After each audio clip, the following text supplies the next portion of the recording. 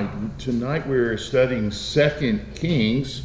Also, as we've just told the group, we will be looking at 1st and 2nd Chronicles, just very briefly study, but mostly we'll be looking at 2 Kings.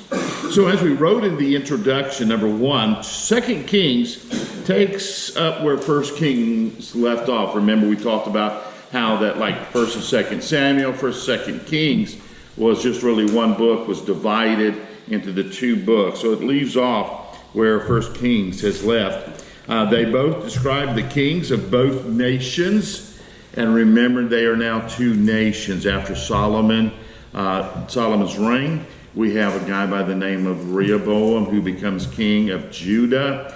And then we have Jeroboam. Sounds alike, but no relationship. He becomes basically the king of the 10 tribes to the north, called Israel.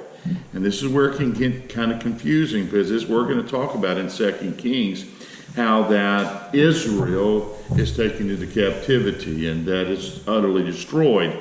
And you're going to think, what do you mean it's utterly destroyed? This is the 10 tribes to the north, okay? We're not talking about all of Israel. We're not talking about Judah.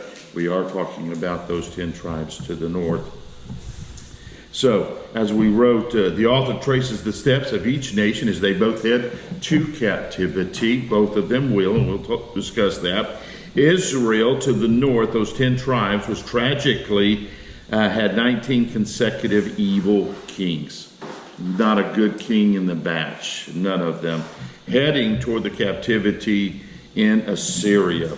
Judah, the two tribes to the south, fared somewhat better, with some godly kings occasionally arising to reform the evil king's legacies. Yes, they did have evil kings, and they will be pointed out as you read through the text. However, sin outweighs the righteousness of the godly kings, and Judah is to, I don't know, that didn't sound right when I went back through it, and if I hadn't made your copies of the outline, I would have rewrote it. They go off and march off to captivity into Babylon, which we're probably a little bit more familiar with than we are Assyria's captivity. We did want to put down there, as we wrote number 2, prophets in the king's material. So this is 1st and 2nd Kings. But we are introduced to a lot of prophets, and we need to kind of know who they are. So we listed them as you'll look in them. First of all, letter A, Samuel. Remember, Samuel's the guy who anointed Saul, the first king of Israel. Also David to be the king of Israel. Nathan, letter B, he's the guy that confronts David with his sin, about his sin with Bathsheba and the murder of Uriah. Letter C, Gad. Gad confronts David concerning the pride-filled census, which is at the end of 1 Kings, where David has to buy the threshing floor and offer that sacrifice, and it stayed the plague. And that's the plague that was started because David took a census of the people for a sense of pride. Not really because not because he needed to know. He was wanting to see, hey, how big's my kingdom? And so he did it foolishly. Letter D is Micaiah ben Imlah. And he is the guy that gives a true report concerning Ahab at Ramoth Gilead. Basically, Ahab is asking, will they be victorious? His prophets say, yes, God is with you, go in and take it. Basically, Micaiah says, no, you're not going to be doing that. It's not. He first of all says, yeah, go ahead, you listen to your guys. And Rahab says, he never does prophesize anything good for me, but he tells him the truth about what's going on. Letter E is Shemaiah. He confronts Rehoboam, who is the king of Judah, and counsels him not to retaliate against Jeroboam, the 10 tribes to the north. Okay. And then letter F is announced man of God. He is the one, we don't know his name other than he's called the man of God. He prophesies about Josiah's reform, as we said there, being predicted. Letter G is an old prophet. And it's just a few verses, but he's a prophet. He led the man of God, that prophet, basically to do something that God didn't say, which leads to the man of God's death. Okay? Basically, he's a lying prophet. He comes, delivers God's message, goes his way. The old man, the old prophet comes out to, hey, I'm a prophet too. God spoke to me. Go back and do this. And that wasn't what God said. He listens and ends up being killed. Then there is the more familiar prophets that we know, Elijah, probably most famously known for the Mount Carmel fire that came down, consuming the sacrifice. Elisha, who is probably best known as cleansing of Nahum. Jehu ben Hanani is his name. He predicts the downfall of Baasha, and Baasha is one of the kings of Israel and how he is going to come down. So, brief outline. Number 3, letter A, the ministry of the prophet Elijah and Elisha. The ministry of the prophets Elijah and Elisha. Similar sounding names, but no relative, no thing other than they're both prophets. Letter B is the decline of Israel. The decline of Israel to their captivity. The decline of Israel. And if we're going to talk about the decline of Israel, letter C is the decline of Judah. The decline of Judah to their captivity. So, a little bit deeper into now our outline. Number 1, the ministry of the prophets Elijah and Elisha.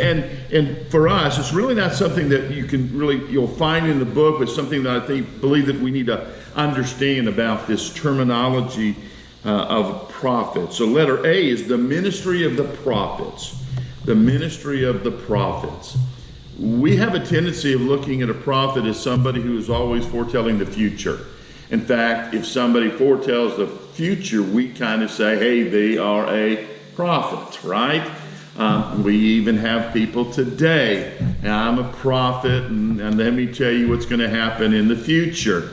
God told me this, this, and this. I think that's a dangerous precedent in that they are saying that they're prophets and God is speaking to them, because to me it seems like you're adding to the book that we already have. There is a gift of prophecy, and that gift is usually demonstrated on thus saith the Lord, speaking forth God's truth, no matter what's going to be happening. So we listed kind of 3 things as far as the ministry of all prophets and how they are to function.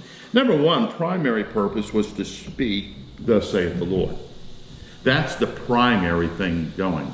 And you will find all of the proper prophets saying, this is God's word, God's message to you, to a particular nation, to a particular group, to an individual, whatever it is. Here is God's truth. Okay? And that is the primary purpose of a prophet. Number 2, the secondary purpose was to do a miracle to vindicate the message. Meaning, if I come up and I say that, thus saith the Lord, here's what God spoke, and you need to straighten up your life, you need to quit this, that, and those things specifically, and you might be wondering, well, how do I know that you're speaking for God? So many people can and do. How do you know that? But if I say that on a particular day from now, so many days from now, there's going to be a supernatural event, and I proclaim that, and then that supernatural event happens so many days from now, guess what? You're going to listen, right? Because, hey, you knew something. That's where the confusion gets about foretelling the future event, which is not a primary, but only a secondary. And then, thirdly, and kind of closely related, either doing a miracle or foretelling the future to vindicate the message. And it gets back to, here's what's going to happen, and this is what is going to happen.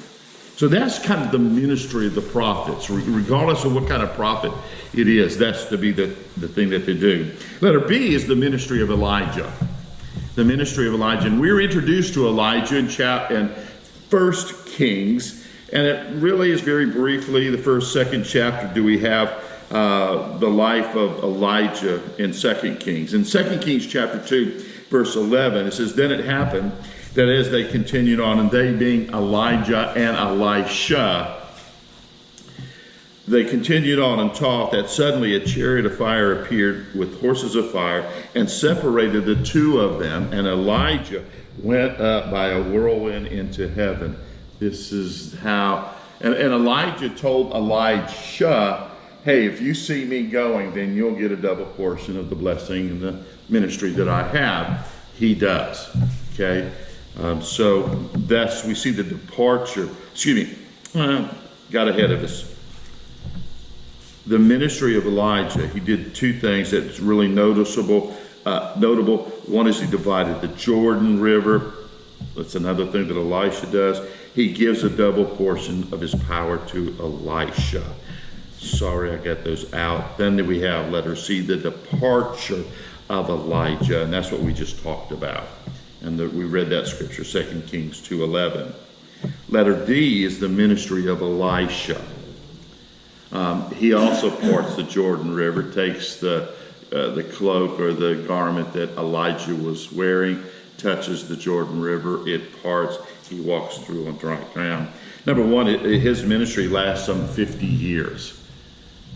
Number two, the most probably infamous episode of Elisha's ministry is the healing of Naaman's leprosy. And he is an Assyrian, has leprosy, goes to Elisha, and the short story, heals him by telling him dip 7 times in the Jordan River. And Naaman says, "Hey, there are better rivers back in Assyria. Why do I have to do it in the muddy Jordan?" But he does, and he comes out not just restored, but baby-like restored. And so there is that episode. Roman number 2 is the decline of Israel into their captivity. And really this is just kind of looking at the kings that were there and kind of how things go on. Letter A is Jehu's reign. He came to power, number 1, by killing Joram. You don't think, but you'll just kind of read this as you're reading through this. Joram is Ahab's grandson, also kills Jezebel. And you'll find that in chapter 9, verses 30 through 37. Jehu's coming in. Jezebel looks out the window, and she's wanting to make nice. And basically, they throw her out the window, the servants, and she dies there. He later on sends the people back, go bury her. They go back. All that's left is a skull, the palms of her hand, and her feet. The dogs have eaten her. And yeah, but that was also, hey, she was that kind of a girl too, you know. So there was problem there. So number 2 is Jehu reigned some 28 years. His great-grandson, Jeroboam II, no relations to Jeroboam I, just happened to be named after him. He is the last able leader before the fall of Israel. Now, when I say that, I'm not saying that he's the last leader before the fall. There are other leaders and kings, but they're paying tributes, and you know, they're not in cahoots, but they're under the control of Assyria. Jeroboam II is really kind of, hey, I'm my own man, I'm doing my own thing. It is during the reign of Jeroboam II that much of the territory that was lost after the death of Solomon was gained back, and both Israel and Judah reached a final apex in their history. And at this time, Uzziah was the king of Judah, and both nations enjoyed a prosperity that they were going at least somewhat back to the golden years of David and Solomon. Okay, so that's Jehu's reign. Letter B is there's a time of chaos. There's some 12 years after the death of Jeroboam II. Israel has 5 kings. 2 two of whom gained the throne by violence, by killing off the king that was before them. And so it's very bad. Letter C. And these are all the kingdoms of Israel, the 10 tribes to the north, okay? The last king is Hoshea. Hoshea refused to pay tribute to Assyria, and he goes to Egypt, and the guy by the name of Tiglath-Pileser III, I just say that because I just enjoy saying his name. He asks for help. He doesn't get it. Assyria basically invades and destroys the whole kingdom of Israel. And remember, Israel, the 10 tribes to the north. Israel falls to the Assyrians in 722 BC. And since that time, it has been best known as the 10 lost tribes of Israel. What they did back then, if you came in and you were a conquering nation, you took all the best people back and made them slaves and servants in your homeland. You left the poorest of people there, and then you brought other peoples that you had conquered and bring them and exile them in that particular land. That's what happens. And so these Jewish people who were true Jewish began to intermarry, have relationships with others who were non-Jewish Gentiles, and they were then known as the half-breeds. That's the problem that happens when we get into the New Testament, where you have the Jews in South Jerusalem and you have the Samaritans, and they didn't get along, and that's the reason why they didn't get along. They're back and forth, and we'll talk about that as we go through, like the book of Nehemiah and the book of Ezra, how that they wanted to be involved in that. And we're talking about the Samaritan people, but they were not allowed because of their intermarrying with other people. So there is now this problem. So the question is, why did God allow this to happen? And in fact, he gives us the reason why. Turn over, if you would, to in 2 Kings chapter 17. And he says, here's the reason why this is happening. And it really was to be also a warning for Judah, which does not, doesn't learn from their sister's mistake of Israel. Chapter 17, beginning with verse 7. And it says in chapter 17, and for so it was that the children of Israel, and remember, this is the 10 tribes to the north, had sinned against the Lord their God, who had brought them up out of the land of Egypt from under the hand of Pharaoh, king of Egypt, and they had feared other gods, and had walked in the statutes of the nations whom the Lord had cast out before the children of Israel, and of the kings of Israel which they had made. Also the children of Israel secretly did against the Lord their God, the Lord their God, things that were not right, and they built for themselves high places in all the cities, from watchtowers to fortified cities. So they committed idolatry. And so God says, I'm going to take care of you. And again, he takes care of them. And that is the fall of Israel, the 10 tribes to the north. Number 3 is the decline of Judah to their captivity. These are the 2 tribes to the south. Letter A, Judah survived more than a century after the fall of Israel. And most of the time, though, they paid tribute to Assyria. Assyria was the main nation on the earth at that particular time. It is in the final years that Judah had only 2 good kings, Hezekiah being one of them. And when we say good kings, it was more of what they did was positive and according to God's law than the negative. Okay, there were problems that they had that needed to be addressed, but most of all, overall, they were good kings. And the other guy's name was Josiah. Hezekiah, letter B, sought to restore both Judah, both politically and religiously, or religiously and politically, as we said here. Isaiah the prophet was prophesying and ministering during the time of Hezekiah. when the Assyrians conquered Phoenicia and Egypt, they turned to Judah and they began to conquer some cities, about 46 of them, and then they came in to try to take over Jerusalem. It was there that Hezekiah cried out to God and would not surrender to the Assyrians. God intervenes and calls down a death angel to come and to strike down 185,000 Assyrians in one night. And so God delivers them because, again, Hezekiah does the right thing when it comes down to asking God for protection.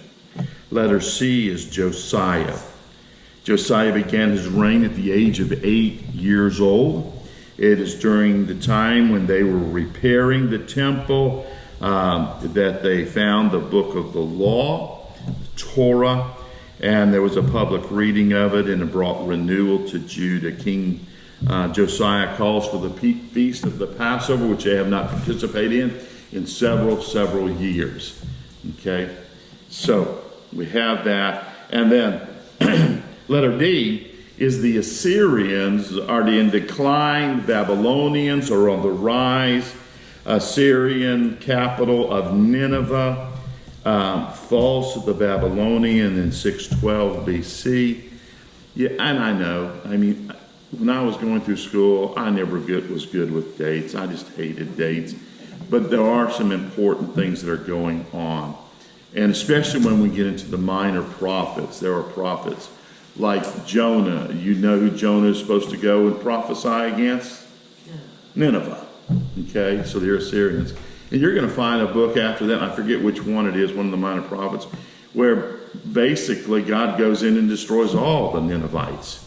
So he's rescuing, but this is now some 200 years prior to when he ultimately destroys them. So that's the reason why these things are important. 6 years after Nebuchadnezzar became the guy that was in charge of everything, he invades Judah and carries them into captivity. And we're saying 6 years, it really was, 4 years, and then the next year, and then it's like 3 years in kind of taking over to do that. This is where you'll have Daniel and his friends are taken back to Babylon in the book of Daniel. And then there is the ultimate destruction of Jerusalem and the temple. It's burned and ruined, and they go into captivity. And if you're looking for a date, wow, I was going to say, that is, the date escapes me. I'm sorry. So I tell you, I'm not good with dates. So that's what happens in 1 Kings. Now, we get into 1 and 2 Chronicles just really briefly. As we wrote us an introduction, the Hebrew Bible, in the Hebrew Bible, the book of Chronicles are called the affairs of the day. And you will hear and read, is not what else he has done written in the Chronicles. And some of it we have, some of it are other books. For whatever reason, the people who put the Old Testament together did not believe that they were books to be in the Bible. It's called canon, making a canon. And not making a canon sheet, but basically solidifying these books together as Scripture. They're important books, they're historical books, they're accurate books, but they're not seen as Scripture. Okay? So, they're called the affairs of the day. These are the Chronicles which arrange and order the events from the time of Adam to Nehemiah. It gives us the main genealogies of Israel and the main events of the southern kingdom. And when we say Israel here, we're talking about the whole nation of Israel, the 12 tribes. This is prior to Rehoboam and Jeroboam splitting the nations. So when we talk about Israel, we're talking about the 12 tribes.